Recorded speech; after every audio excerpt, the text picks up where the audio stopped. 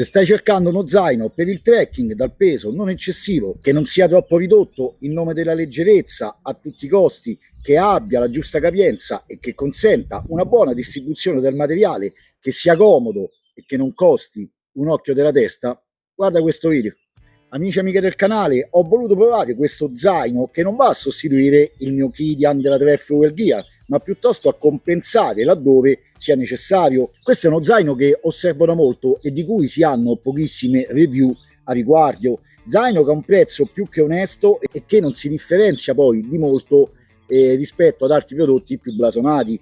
Il dettaglio che più di tutti mi ha convinto ad acquistarlo è lo schienale con la rete, dove la schiena si appoggia e che non permette allo zaino, come ad esempio nei frameless, di non aderire troppo sulla stessa.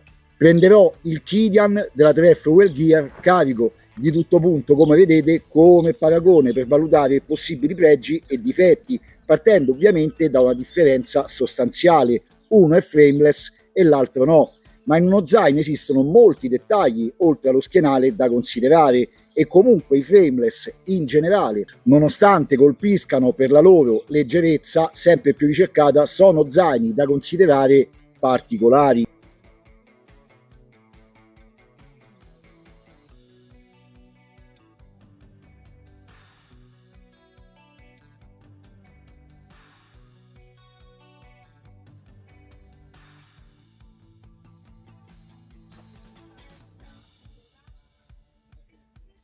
L'unica differenza sostanziale è che non sono riuscito a mettere la sedia nella tasca frontale come nel Kidian, e quindi ho dovuto inserirla all'esterno. Questo zaino è leggermente meno capiente di quest'altro. Capienza di 40 litri con i canonici 3 giri del roll, che all'occorrenza può arrivare anche a 50.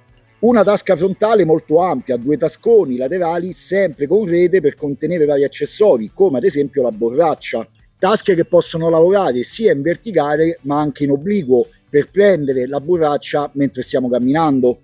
Tasche sufficientemente alte per non rischiare di perdere nulla. Cinghie laterali su entrambi i lati, 2 tasche di media capienza sulla cintura ventrale, possibilità per chi la usa di alloggiare e usare la sacca idrica.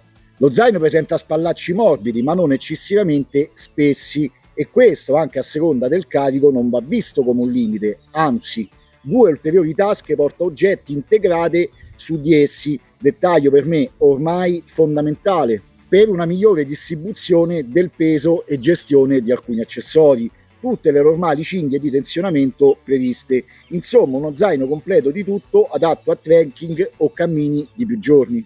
Partiamo dal peso, 1,180 kg ma con telaio posteriore, cui però, se ci piace un po' il fai da te e ridurre, possiamo togliere qualcosa e più avanti lo vedremo.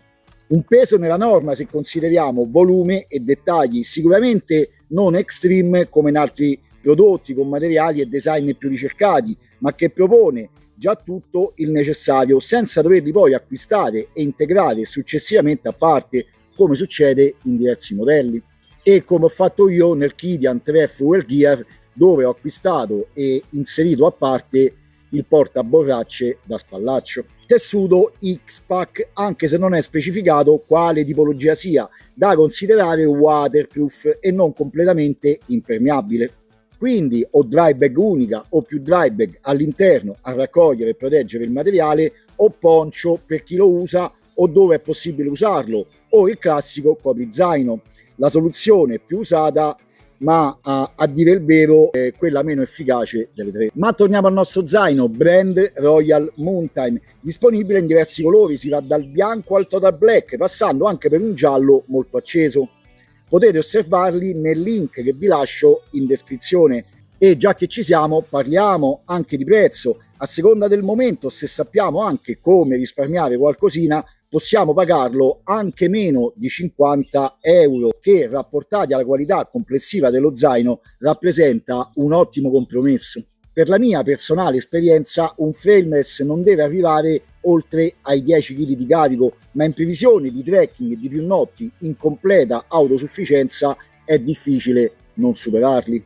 In questo zaino invece abbiamo questo sistema con rete integrata e supporto telaio esterno, e questo è il dettaglio che più di tutti volevo provare, perché ho sempre avuto zaini con il classico schienale rigido o semirigido nelle versioni più leggere, o appunto frameless. Ho già fatto una breve escursione su circa 3 km e 200 metri di dislivello per provarlo con un carico di circa 11 kg, quindi il peso che in media si trasporta per passare una, ma soprattutto più notti fuori in tenda, avendo tutto l'occorrente, e posso già dirvi che questo sistema funziona molto bene.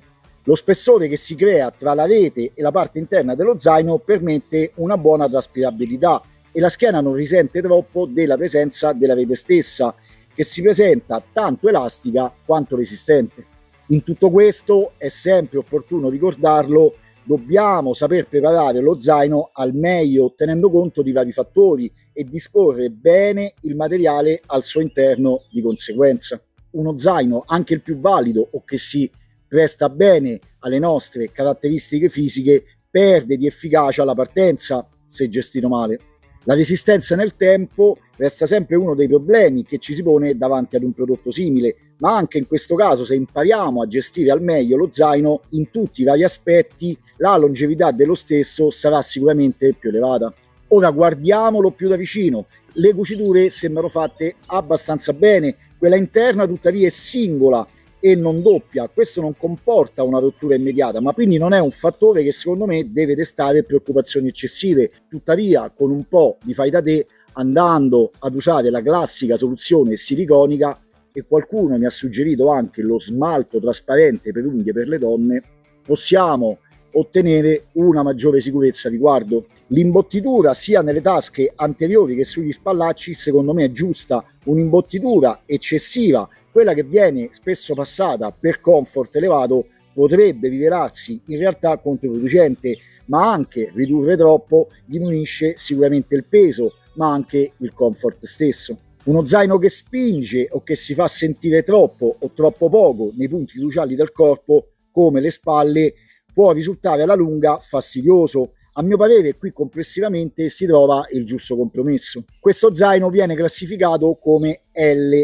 e questo forse è un limite per le persone particolarmente basse, che in genere dovrebbero acquistare dove prevista una taglia più piccola, ma anche in questo caso, se impariamo a essere un po' più leggeri e meno voluminosi e a regolare bene lo zaino sul nostro corpo, si può gestire bene anche uno zaino dalle misure standard su un fisico o una schiena che potrebbe preferire una misura complessivamente più ridotta. 18 cm di profondità, 27 in larghezza e 60 in altezza. Attenzione, 60 se abbiamo lo zaino pieno e andiamo a chiudere 3 volte il roll up, altrimenti sfruttando le varie tasche, sia quelle laterali che quella frontale, con un giro ulteriore arriviamo ad un'altezza che va intorno ai 55-53 cm, che è l'altezza, se può servirci, più o meno tollerata da quasi tutte le compagnie aeree se vogliamo portare con noi lo zaino direttamente a bordo.